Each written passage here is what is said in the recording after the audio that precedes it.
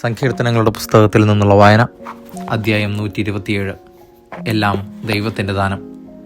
കർത്താവ് വീട് പണിയുന്നില്ലെങ്കിൽ പണിക്കാരുടെ അധ്വാനം വ്യർത്ഥമാണ്.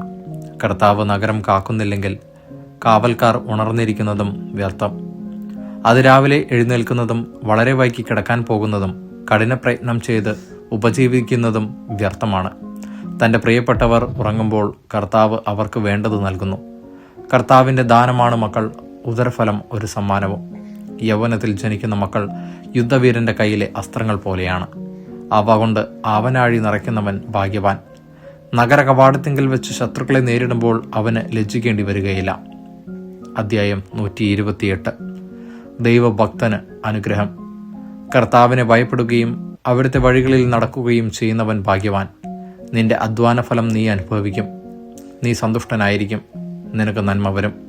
നിന്റെ ഭാര്യ ഭവനത്തിൽ ഫലസമൃദ്ധമായ മുന്തിരി പോലെയായിരിക്കും. നിന്റെ മക്കൾ നിന്റെ മേശയ്ക്ക് ചുറ്റും ഒലിവ് തൈകൾ പോലെയും. കർത്താവിൻ്റെ ഭക്തൻ ഇപ്രകാരം അനുഗ്രഹീതനാകും. കർത്താവ് സിയോനിൽ നിന്ന് നിന്നെ അനുഗ്രഹിക്കട്ടെ. നിന്റെ ആയുഷ്കാലം അത്രയും നീ ജെറുസലേമിൻ്റെ ഐശ്വര്യം കാണും.